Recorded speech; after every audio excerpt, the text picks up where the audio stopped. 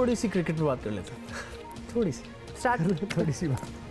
अच्छा, फवाद आलम की बात करते हैं। मैच की तो हमने बात, मैंने ऐसे ही आपको थोड़ा टीज की। नहीं, फवाद आलम की तो मैं भी करना चाहती हूँ बात, तो फिर आप करें। अच्छा जी, तो फिर आपको जल्दी से पहले बता दें कि फवाद आलम के करियर के 10 साल कैसे ज़ाया हुए, ये बहुत बड़ा सवाल है। और चंद शख्सियात को इल्ज़ाम देने से बात नहीं बनेगी, क्रिकेट के पूरे निज़ाम पर सवाल उठ रहे हैं। पाकिस्तान जनूबी अफ्रीका मैच में फवाद आलम ने अपने मुख्तसर टेस्ट करियर की तीसरी सेंचुरी स्कोर कर ली जी। और 35 साल मिडल ऑर्डर बैट्समैन का ये करियर सिर्फ 7 मैचेस पर मुश्तमिल है, लेकिन कुल मिलाकर आपको बता दें 12 साल पर मुहीत। फवाद ने 2009 में पहला टेस्ट खेला, ये आप तो जो है सारी डिटेल्स जानते ही होंगे। पहला टेस्ट खेला, सेंचुरी स्कोर की और टीम से बाहर, ये था इनका स्टार्ट। बिल्कुल, और फिर उन्हें पिछले साल जाकर दोबारा मौका मिला और फर्स्ट क्लास क्रिकेट मुसलसल टॉप परफॉर्मर वो रहे हैं। फवाद को 10 साल तक चांस क्यों नहीं मिला, ये एक बड़ा सवाल है। इस पर बहुत बात हो रही है, सोशल मीडिया पर भी बहुत ज़्यादा लोग लिख रहे हैं। जो लोग कभी माजी में फवाद से मुतासर ना थे, आज उनके गुन गाने पर मजबूर हो गए। तो राय कैसे बदलती है ये भी आपने देखा कि जब परफॉर्म करते हैं आप तो कोई रोकने वाला नहीं, there is no holding back, और वही हुआ फवाद के साथ।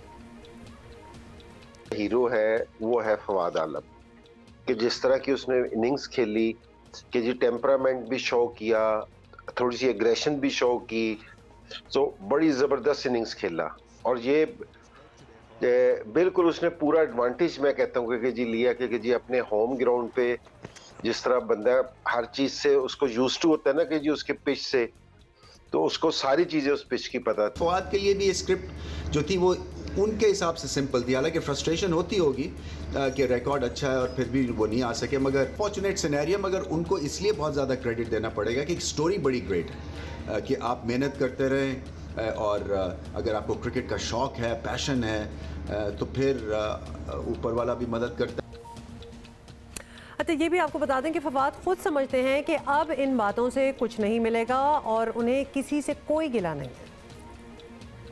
माफ़ देखें, हम कौन होते हैं माफ़ करने वाले सर? अल्लाह ताला की ज़ात है, अल्लाह ताला माफ़ करने वाला है। हम खुद इतना गुनाहगार हूँ, मैं खुद इतना गुनाहगार हूँ। पहले तो मैं अपनी माफ़िया मांग लूँ, मैं कौन होता हूँ मैं किसी को माफ़ करने वाला। और जहाँ तक आपने कहा कि 10 साल ज़ाया, मैंने अभी इसका यही जवाब दिया कि 10 साल ज़ाया नहीं हुए। और हाँ, उनका बहुत शुक्र अदा जो मुझ पर बिलीव रखते हैं कि वो कह रहे हैं कि इतनी सेंचुरीज होती हैं, इतने 50 होते। अल्लाह ताला शायद उनके ये जो थोड़े से जो वो कहते हैं ना कि जितना अभी आगे करियर है, जो थोड़ा बहुत है, जो खेलना है, अल्लाह ने जितना खिलाना है, शायद अल्लाह ताला उसमें दे दे। ये 10 साल में खेल के इतनी शायद इज्जत नहीं मिलती जितनी अल्लाह ताला वो कहते हैं ना कम एरिया में दे दे। मेरे ख्याल से मैं हमेशा यही कहता हूँ कि मेरे नसीब में नहीं था, मुझे नहीं मिला, जब मेरे नसीब में होगा मुझे मिलेगा जरूर। और अल्हम्दुलिल्लाह अल्लाह का लाख लाख शुक्र, मैं जितना उसका शुक्र अदा करूँ कम है।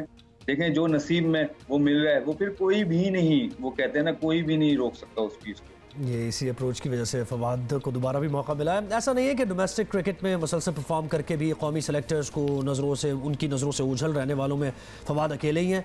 एक बड़ी मिसाल मिसबाहुल हक की भी है, उनके भी बहुत साल ऐसे ही ज़ाया हुए। अब भी देर नहीं हुई है, अगर ये सिस्टम तब्दील हो जाए तो ऐसे यंग टैलेंट को आने का मौका मिलेगा और सही टाइम पे मिलेगा। क्रिकेट के निज़ाम की इस्लाह कर ली जाए तो पाकिस्तानी टैलेंट को बचाया जा सकता है। और बिल्कुल आप सही कह रहे हैं, और it needs to be pointed out कि एक्चुअली हुआ क्या। And this Fawad Alam actually has become a case in point कि ये इस तरह कोई बंदा खेल रहा है और फिर इतना इंतजार करना पड़े। Why is this happening? This is bad for Pakistan cricket actually, individually तो है ही, क्रिकेटर्स के लिए। यही सवाल हमने पूछना है। साबिक चेयरमैन पीसीबी खालिद महमूद साहब ने हमें ज्वाइन किया है। खालिद महमूद साहब, फवाद आलम इस वक्त ज़बरदस्त परफॉर्म कर रहे हैं डोमेस्टिक क्रिकेट में, सालों से टॉप परफॉर्मर रहने के बावजूद उन्हें 10 साल तक चांस नहीं मिला। तो आपको इसमें किसका कसूर नजर आता है? सिस्टम का कसूर है, इंडिविजुअल्स हैं जो ऐसी सिलेक्शन कर रहे हैं? किसको आप रिस्पॉन्सिबल ठहराएंगे?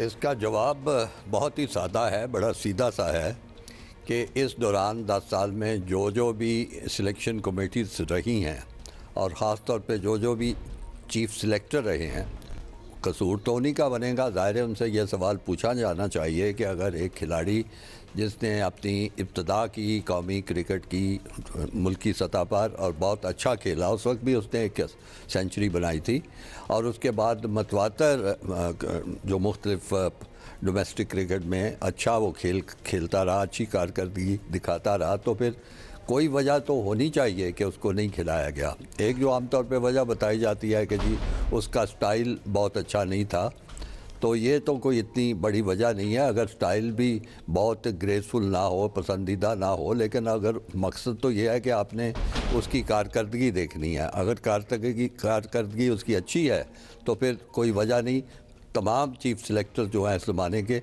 उनको इसका जवाब देना चाहिए। जी अच्छा, खालिद साहब ये कहेगा कि पाकिस्तानी टीम की सिलेक्शन हर दौर में आपको मालूम है मुतनाज़ी रही है। ज़ाहिर है सब इल्ज़ाम सच तो नहीं हो सकते, लेकिन कहीं ना कहीं कुछ सदाकत तो होती है। क्या ये पाकिस्तान में क्रिकेट के पूरे निज़ाम पर एक सवाल नहीं है?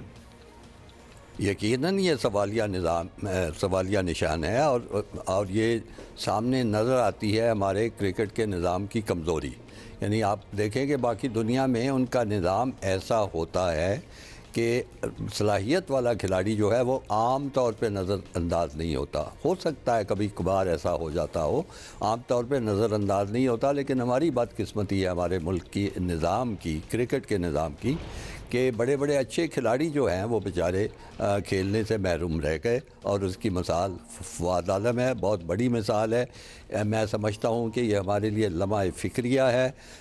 पूरी कौम को जो कि क्रिकेट के शायकीन हैं उनको इसके बारे में सोचना चाहिए, और ख़ास तौर पे हमारे पाकिस्तान क्रिकेट बोर्ड को इसके बारे में तहकीकात करवानी चाहिए, अपने निज़ाम की खराबियों का जायज़ा लेना चाहिए। आप सही कह रहे हैं, we agree with you, some things really need to change here. और ख़ास तौर पे खालिद महमूद साहब, पाकिस्तान की डोमेस्टिक क्रिकेट में परफॉर्म करने वालों का ऑब्वियसली टारगेट हमेशा यही होता है कि पाकिस्तान मेन टीम जो है, पाकिस्तान टीम तक पहुँचना उनका टारगेट है। तो क्या ऐसा कोई कानून या असूल बना लेना चाहिए कि एक सीजन में टॉप स्कोर करने वाला या फिर सबसे ज़्यादा विकेट्स लेने वाला कोई ऐसा क्राइटेरिया बना ले, लाजिम तौर पर कौमी टीम का हिस्सा बनाया जाएगा? तो ऐसा कुछ कर ले तो मेरा ख्याल है कि बहुत आसानी हो जाए, और फिर इतना अनफेयर ट्रीटमेंट भी ना हो कुछ प्लेयर्स के साथ जो होती है। देखिए, ये तो आपकी बात दुरुस्त है कि जो भी डोमेस्टिक क्रिकेट खेलता है उसकी नज़रें होती हैं कि वो मुल्क की नुमाइंदगी करे।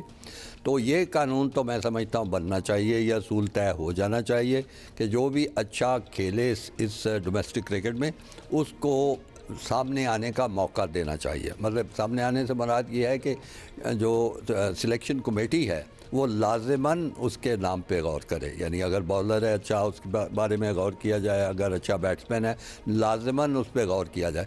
अब अगर वो उसको कौमी टीम में नुमाइंदगी का अहल नहीं समझते, ऐसी मुमकिन हो सकता है उसकी कोई ख़राबी देखते हैं या बॉलिंग में कोई कमज़ोरी देखते हैं, तो फिर सिलेक्शन कमेटी को वाज़े तौर पे अपना नुक्ता नज़र जो है बयान करना चाहिए, अपने क्रिकेट बोर्ड को बताना चाहिए और क्रिकेट बोर्ड को उनसे पूछना चाहिए।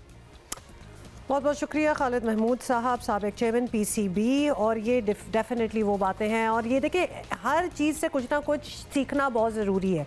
अब ये जो हमारा इस वक्त हो रहा है साउथ अफ्रीका के साथ टेस्ट पूरे matches, we have to learn. मतलब एक तो इतने अरसे बाद पाकिस्तान में टीम आई हुई है, खेल रहे हैं, फिर अपने प्लेयर्स को भी तो देखें ना।